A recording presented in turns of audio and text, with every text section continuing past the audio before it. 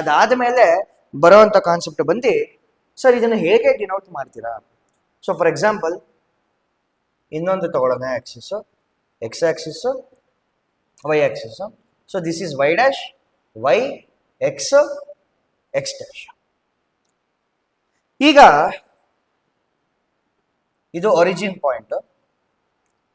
ಈ ಒರಿಜಿನ್ ಇಂದ ಸ್ವಲ್ಪ ಡಿಸ್ಟೆನ್ಸ್ ನಾನು ಮೂವ್ ಆದ್ರೆ ಎಕ್ಸ್ ಕೋಆರ್ಡಿನೇಟ್ ಅಲ್ಲಿ ನಾನು ಏನ್ ಮಾಡ್ತೀನಿ, ಒಂದು ಸ್ವಲ್ಪ ಡಿಸ್ಟೆನ್ಸ್ ಮೂವ್ ಆಗ್ತೀನಿ.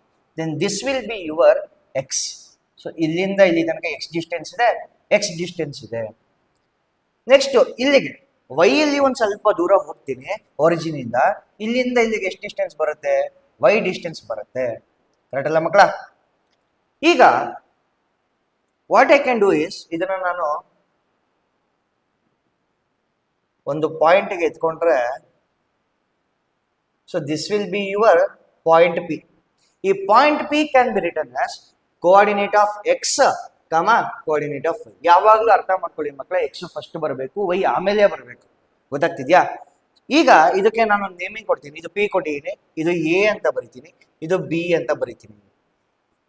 ಈಗ ನಾನು ಆರಾಮಾಗಿ ಹೇಳ್ಬೋದು, ಓ ಎ ಎಷ್ಟಿದೆ, ಓ ಎ ಎಕ್ಸ್ ಡಿಸ್ಟೆನ್ಸ್ ಇದೆ, it is X units. Okay. O B ಎಷ್ಟಿದೆ, O B is Y units. Okay. ಇದಕ್ಕೆ ಇನ್ನೊಂದು ಹೆಸರು ಇದೆ ಮಕ್ಕಳ. ಓ ಎನ ನಾವೇನಂತ ಕರಿತೀವಿ ಅಂದ್ರೆ, O A can also be written as, ನೋಡಿ, O A can also be written as abscissa. Abscissa ಅಂತ ಇನ್ನೊಂದು ಹೆಸರು. ಆಪ್ಸಿಸ್ಸಾ ಆಫ್ ಯಾವುದು? ಆಪ್ಸಿಸ್ ಆಫ್ ಯಾವುದು? Point P, P of X comma Y.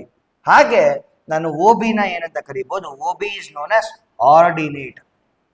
Ordinate of ಯಾವ್ದಪ್ಪ? Ordinate of point P of X comma Y. So ಇದು ನಿಮ್ಗೆ ಅರ್ಥ ಆಗ್ತಂತ ಅನ್ಕೋತೀನಿ. This is the very basics of coordinate geometry representing on Cartesian plane. ಈ plane ಏನಂತ ಕರಿತೀವಿ? We call it as Cartesian plane ಅಂತ ಕರಿತೀವಿ. ಅರ್ಥ ಆಗ್ತಿದೆಯಲ್ಲ?